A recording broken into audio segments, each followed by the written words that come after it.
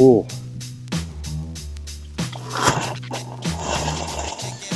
Look at this lovely boxed in, custom welded. I hear the pump.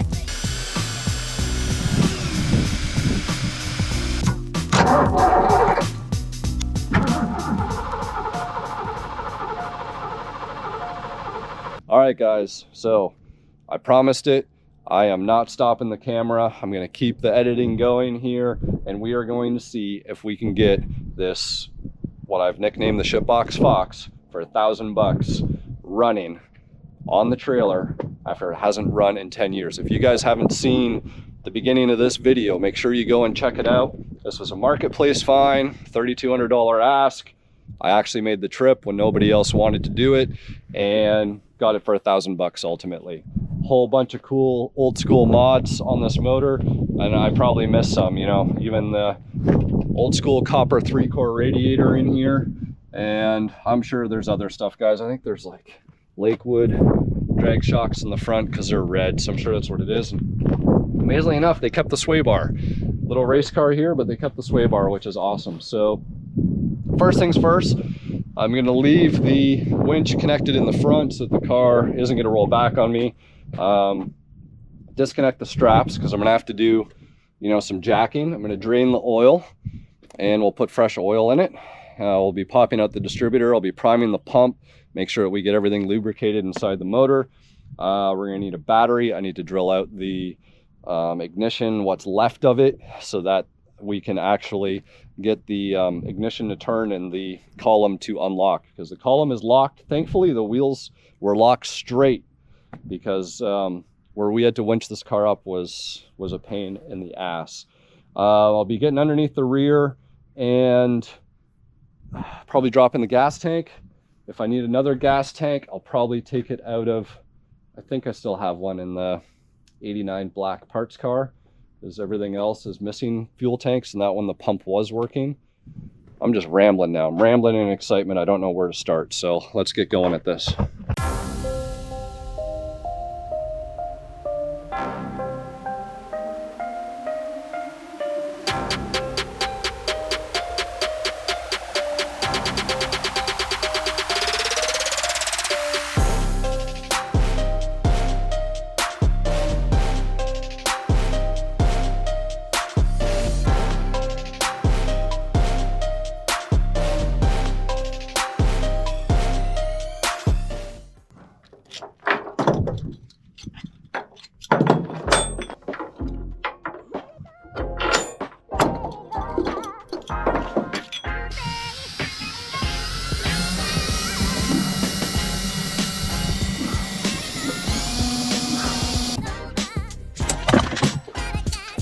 All right, here we go.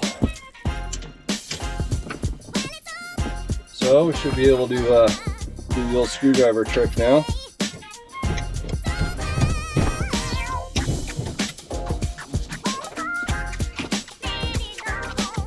And somebody's already had a screwdriver in this thing. Unreal.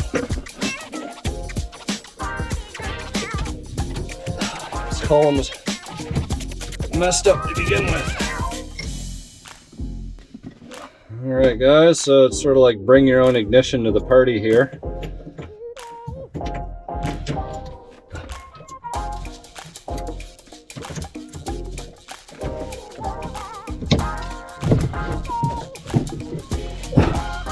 That's the important part right there. Now the next challenge, battery.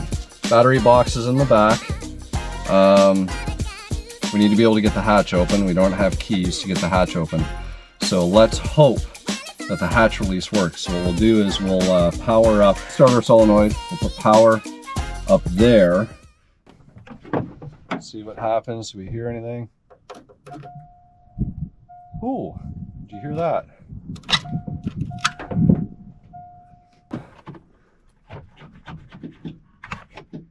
Ooh.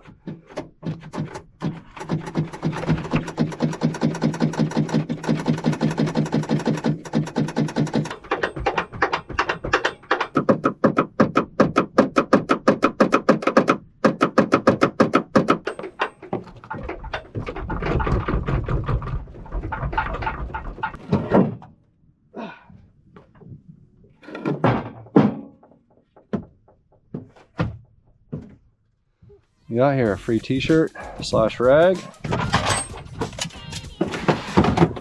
Ooh, look at this. Removed the spare tire well. Isn't that fancy? Why? Because race car. What else we got in here? Headlight. Guess we could try putting the battery in the box here. All right. Ooh, you guys see the color of that?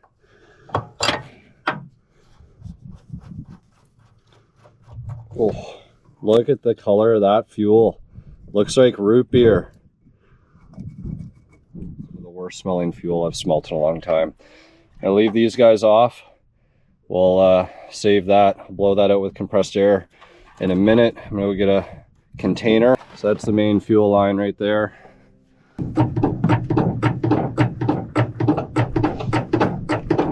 me grab another jack stand, but here you guys can see firsthand where they cut out the spare tire, the wheel well, and got custom strap holders for the tanks here. So I have to take these off. Old hornet's nest, it's always nice. Looks like they boxed in the factory upper control arms.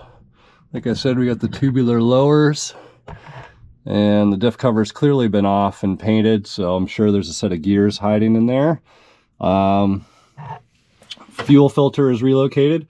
Actually looks fairly new, but regardless, we'll be taking that off, get all this disconnected.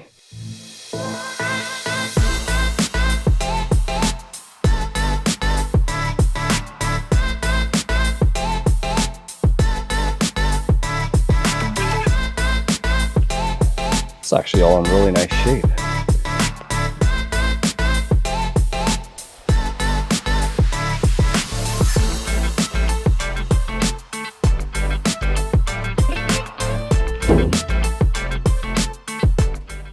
Honestly, the smell of that bad fuel almost burns your eyes.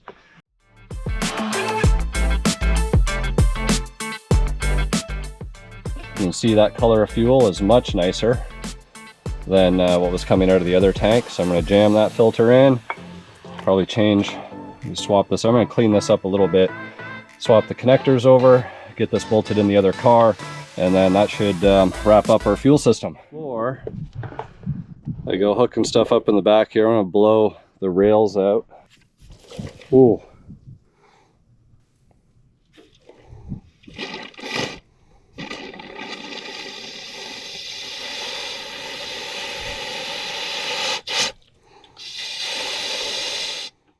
I should probably take this off, and I'm going to blow out the return as well.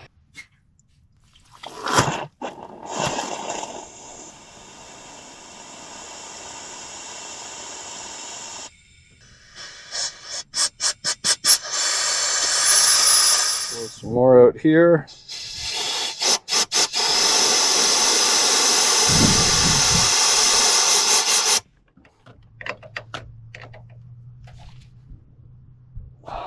Curious to know how these injectors are going to do. Oh yeah, they are 24-pound injectors on here, guys, if you didn't pick up on that. They are blue on the top. Look at this lovely boxed in, custom welded rear frame area. So, in case you guys were wondering what was exactly going on back here, there you have it. Oh, it looks like we do have some liquids in the back. We got some red colored shocks back here.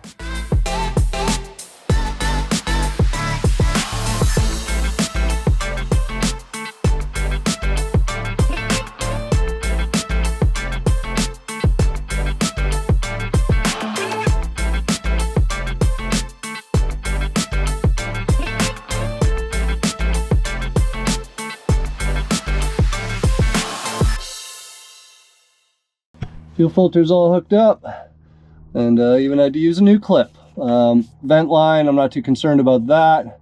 I don't even know where it is. I think they might have ripped it out on this car. So the tank will be venting the atmosphere, but we're good back here. All right, fuel system should be good to go. I think we'll try and do a power on the car. We'll try and cycle the key. We'll hear if we can hear the pump.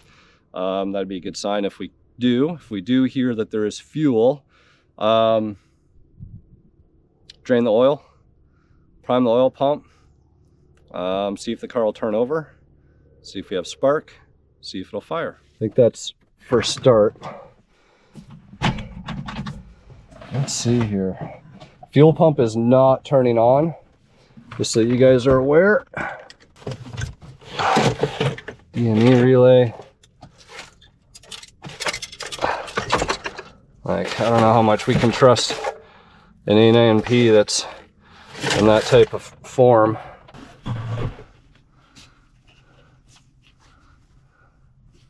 Just trying to see what's been tapped.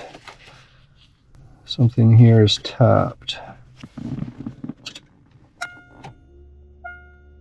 I hear the pump.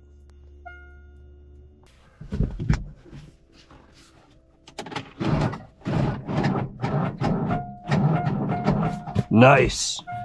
What do you know? Ricky mentioned that button before, and I was like, man, why is it not clicking forward? Yeah, they got some push button start shit wired up there. So, you know what? Let's drain the oil. Oil actually doesn't even look bad. I'm gonna change it anyways. Oh, rookie move, guys. Rookie move, but thankfully, I think I saved myself. So as that's trickling out, you know, normally you warm up your engine before you drain the oil. We don't have the luxury of doing that because, well, we don't even know if this runs. So I'm just gonna go ahead and pour a little bit of oil down through the rocker cover here, and hopefully that'll just kind of help flush out anything that might be left on the bottom side of the oil pan there. Let that drain out and put our drain plug back in. We'll fill ourselves up. I think that's a 7-quart pan, so I'll have to pour lots of oil in. All right, guys, making pretty good progress here. It is, we're about 2 hours in. So in 2 hours, we completely flushed out the fuel system, swapped out our fuel tank. We have got the ignition unlocked, validated that the fuel pump is working, turning on. We got the hatch open. We've discovered that the car has a push button start and the electrical seems to be working so far. Drained the oil, put a brand new FL1A oil filter on there, topped up our power steering pump. Now I'm actually out of oil. I don't actually have any oil here, so I need to go out and I'll pick up some just conventional, you know, 1030, 530, whatever they got on sale. We'll pour that in, and then we'll be able to start, we can pull the distributor out, prime our oil system with a 1/4-inch bit. I'll show you guys how to do that, and hopefully we can start trying to turn things over and see if this car will fire up. From there, yeah, actually 3 wheels I'm sure will hold air, or tires. I think 3 tires will hold air. This one's definitely not going to, so maybe there's only 1 lug nut holding this one on. The good news is it doesn't have that stupid tuner style, so you know what, maybe I'll stop at the shop and I'll grab an extra wheel, so that way, just maybe be able to drive this thing off the trailer. Let's check the brake fluid. It's up. That reservoir has had better days, but it is up. So, all right, guys, O'Reilly's run, grab some supplies, and I'll come back and we'll see.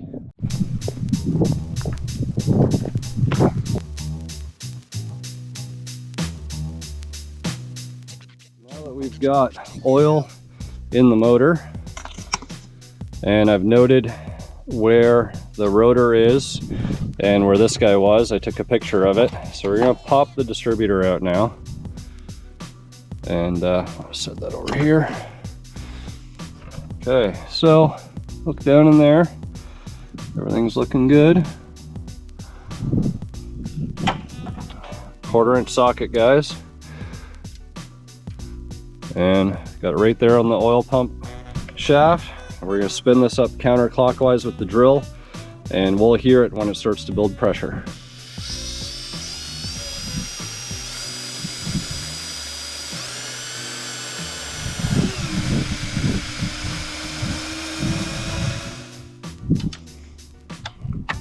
The way that we took it out.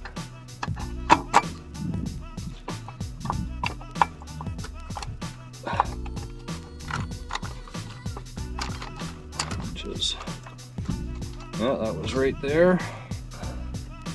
For the sake of starting this thing up, we'll go with what they had before.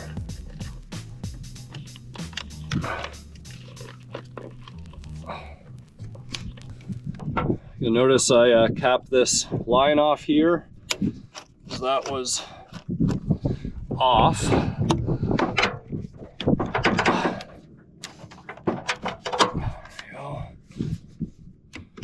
All right, fresh oil. Distributor's back in, oil pump's primed. Got the air inlet back on. All the fuel lines have been blown out and tightened back up on the rails. What else? There was a vacuum line that was off the back side of the intake here. I've put one on.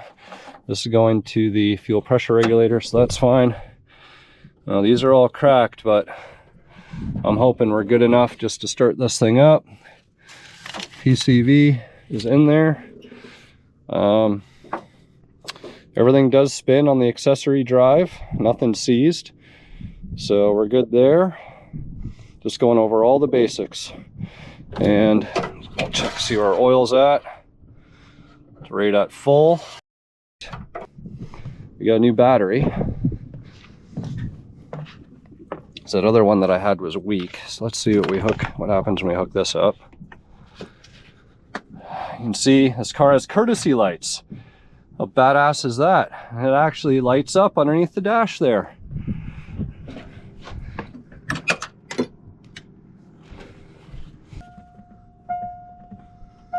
So it knows we have lights. Yeah, we actually got tail lights, license plate lights. All the front end stuff is smashed out of it, so we're not going to see. Well, we got our inners work. And one. Awesome. I hear the fuel pump. Should we just go for it, guys?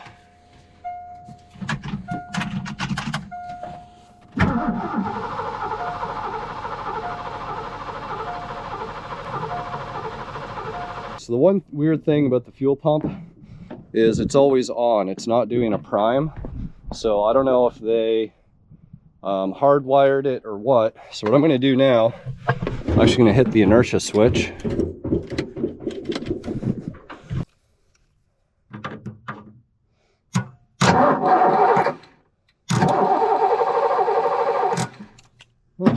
We do have spark.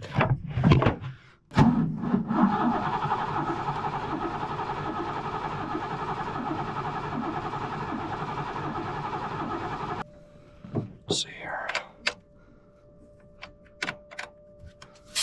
Oh.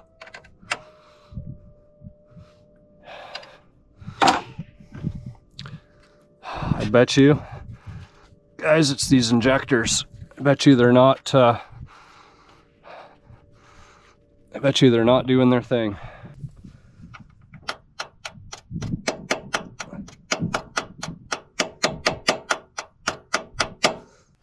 Hauling in the brake clean, folks.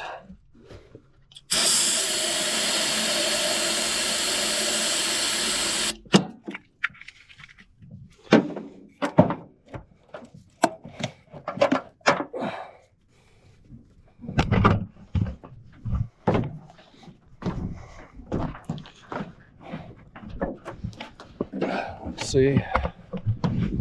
Get our ignition going here.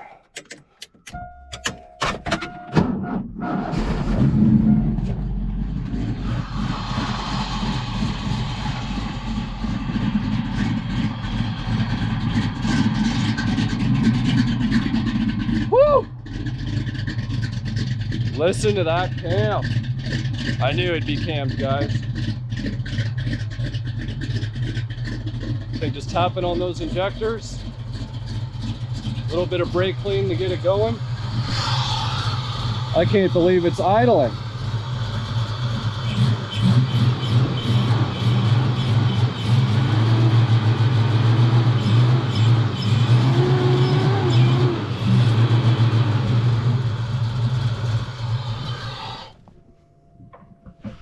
Ooh.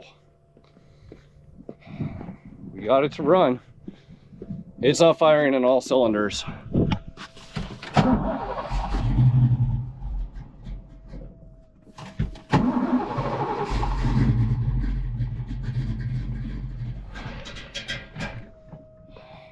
See if we can get it to clean itself out a little bit.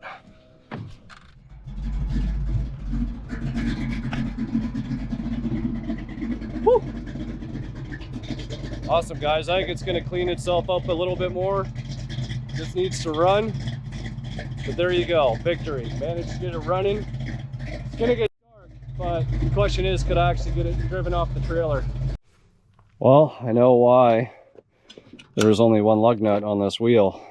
Like, I've put everything I've got. I'm gonna have to put a torch on here and heat this lug nut up, because I'm telling you guys, it does not want to come off. So makes it so it's not so easy to potentially drive this off the trailer, because I'd like to get that swapped out. So I'm going to try and do it. As you can see, the sun is going down. I'm running out of daylight.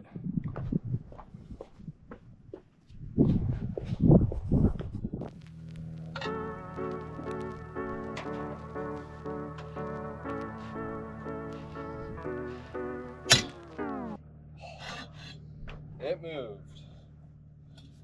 Holy shit. So we got braided steel line upgrade here, upgraded caliper, which means guess what? We got SN95 spindles on here. Let's see, do they have the curve? They do not have the curve. They're straight, but that's fine. Absolutely fine. I'll take that all day long.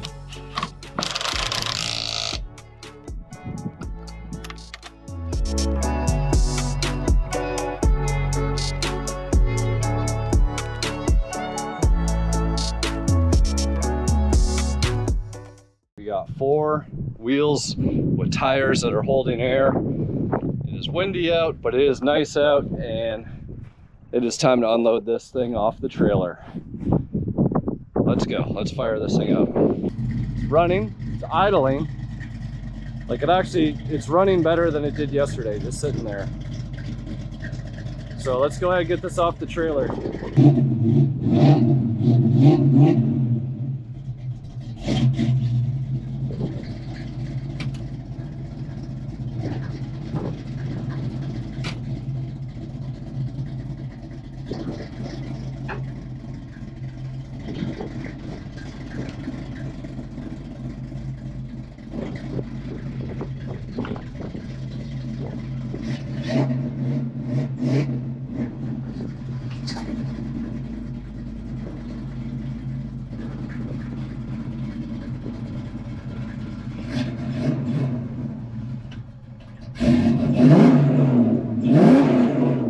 Success, the saying, runs, drives, stops.